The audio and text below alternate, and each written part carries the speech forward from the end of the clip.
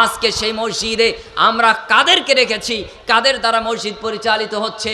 নিশ্চিত আপনার মসজিদ আপনার এলাকার আমার থেকে আপনার ভালো জানার কথা, আপনি জানেনও ভালো। মসজিদকে ঢেলে সাজান। অতএব আপনি যদি পবিত্র কোরআনের জ্ঞান অর্জন করেন, সত্য এলেম যদি আপনি অর্জন করেন, আপনি মানুষ হিসেবে আপনার জীবনের প্রথম বৈশিষ্ট্য অবলম্বন করতে পারলেন। আর যদি আপনি নিরক্ষর থাকেন, অশিক্ষিত থাকেন, মূর্খ থাকেন, জাহেল থাকেন, আপনি যদি পড়ালেখা না করেন, শিক্ষার সাথে যুক্ত না থাকেন, আপনার 60 বছর বয়স, 80 বছর বয়স, আপনি অশিক্ষিত, আপনি নিরক্ষর, এখনো আপনার ছেলে মেয়ে সুযোগ আছে, আপনার নাতি পোতা নাতনি পুতনি তাদের সুযোগ আছে। তাদেরকে যদি শিক্ষা না দেন, এডুকেশনের সাথে যুক্ত না করেন, তাদেরকে যদি বই খাতা কলমের সাথে সম্পর্ক যুক্ত না করেন, তাহলে আপনি পৃথিবীর নিরক্ষর, আপনি অশিক্ষিত, আপনি জাহেল, আপনি এই পৃথিবীর জন্য একটা ভাইরাস স্বরূপ। অতএব আপনি বৃদ্ধ বৃদ্ধা বয়সে আপনার সম্পত্তি বাপ রেখে গেছে, আপনার সম্পত্তি পাওনা প্রাপ্তি পৈতৃক সম্পত্তির উপরেও আপনি সুখ শান্তিতে বসবাস করতে পারবেন না।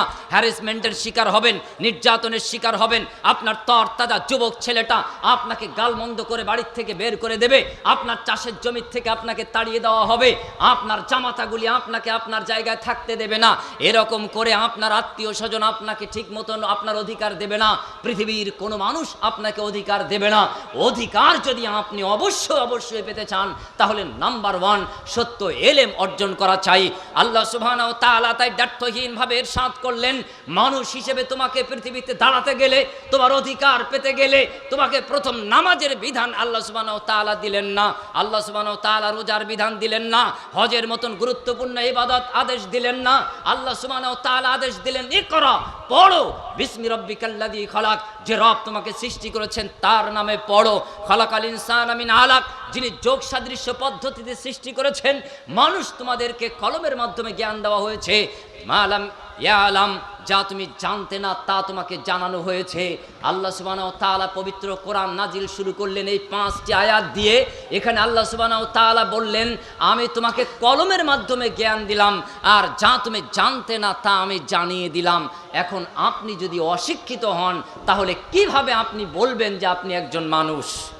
মানুষ হিসেবে যদি আপনি পৃথিবীতে বেঁচে থাকতে চান, মানুষ হিসেবে যদি আপনি আপনাকে তুলে ধরতে চান, তাহলে আপনাকে নাম্বার 1 এলেম অর্জন করতে হবে, সত্য এলেম অর্জন করতে হবে। তাই আমি জোর গলায় বলি যে এই এলেমের প্রাণ কেন্দ্র হবে মসজিদ সমূহ। ওই মসজিদে আমাদের সুসন্তান, আমাদের সোনামণিগণ ছেলে এবং মেয়ে 2.5 বছর থেকে 6 বছর বয়স পর্যন্ত যখন হবে, প্রাইমারি স্কুলে যাবার আগে মসজিদের ওই বারান্দায় তারা মক্তব লেভেলে শিক্ষা অর্জন করবে। আর যখন তারা 6 বছর পাশ করবে, প্রাইমারি স্কুলে যাবে সকাল 10টায়, আবার তারা আসবে 1টায়, 2টোয়, 3টায়, 4টায়। এর ফাঁকে তারা যখন মাদ্রাসায় আসবে, এখানে তারা বিভিন্ন বিষয় শিক্ষা অর্জন করবে। এভাবে করে আমরা আমাদের সমাজকে উন্নতির দিকে নিয়ে যাব, কল্যাণের দিকে নিয়ে যাব, চিরমুক্তির দিকে নিয়ে যাব, যে মুক্তি পার্থিব জগতে আল্লাহ সুবহানাহু ওয়া তাআলা দেবেন এবং পরকালীন জীবনেও জাহান্নাম থেকে মুক্তি দিয়ে আমাদেরকে জান্নাতে পৌঁছে দেবেন। এটা আল্লাহ সুবহানাহু ওয়া তাআলা ওয়াদা করেছেন। সম্মানিত উপস্থিতি, আমাদের অ্যালার্জি 2 জায়গায়, মসজিদ আর মাদ্রাসা। এই 2টি জায়গায় আমাদের সব থেকে অ্যালার্জি বেশি। ছেলের ব্যবসা, তার জন্য 10 লাখ টাকা পুঁজি এক্সট্রা রাখা আছে। জামাইয়ের ব্যবসা, জামাই ব্যবসায় লুজার হতে পারে, তার জন্য শ্বশুর মশাই 2 লাখ টাকা ব্যাংকে জমা রেখে দিয়েছে, বিপদে পড়লে সাহায্য হিসেবে এগিয়ে নিয়ে যাবে 2 লাখ টাকা। ভাইয়ের ব্যবসা, বড় ভাই তার জন্য অ্যাকাউন্ট জমা রেখেছে, বিপদে পড়লে বড় ভাই সাহায্যের হাত নিয়ে যাবে। কিন্তু আমাদের মাদ্রাসা শিক্ষা ব্যবস্থা একেবারে ভিক্ষা ছাড়া কোনো উপায় নেই। তাও বছরে 1 দিন জলসা হবে, সেই দিন আপনার সামনে 2 ঘন্টা বেবে গলা দিয়ে রক্ত পড়ে পড়ে অবস্থা হবে। আমার তো বারবার মনে হয় আব্দুল কাহের ভাইয়ের কথা, আল্লাহ সুবহানাহু ওয়া তাআলা তাকে জান্নাতুল ফেরদাউসের উচ্চ মেহমান বানিয়ে নিক, বলি আমিন সুম্মা আমিন।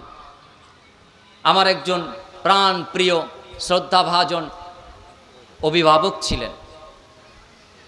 এতদা অঞ্চলে আসলে যেমন তাকে মনে পড়ে, দূরে থাকলেও তার কথা মনে পড়ে। বহু মানুষের কাছে বলি, এই মাদ্রাসা আজহারিয়ায় ঘন্টার পর ঘন্টা তিনি গলা ফাটিয়ে আপনাদের কাছে মামা বলে, নানা বলে আপনাদের কাছে চাইতেন। আলহামদুলিল্লাহ, আপনারা দিতেন।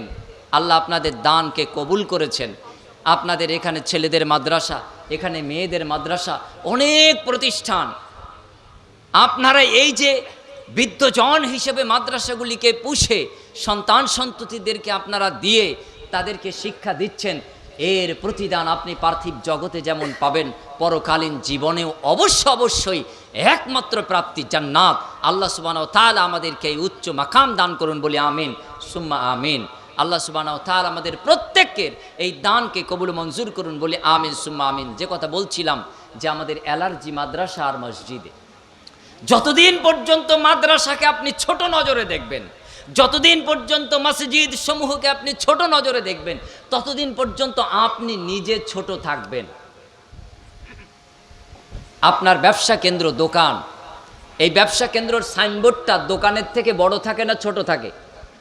নিশ্চয়ই ব্যবসা কেন্দ্রের থেকে সাইনবোর্ড ছোট হয়, ঘরের থেকে বারান্দা ছোট হয়, এটাই যৌক্তিক। আপনার এই দোকানের যে সাইনবোর্ডটা আছে, ব্যবসার মালিকের কাছে সাইনবোর্ডটার মূল্য কোনো দিক থেকে কম নয়।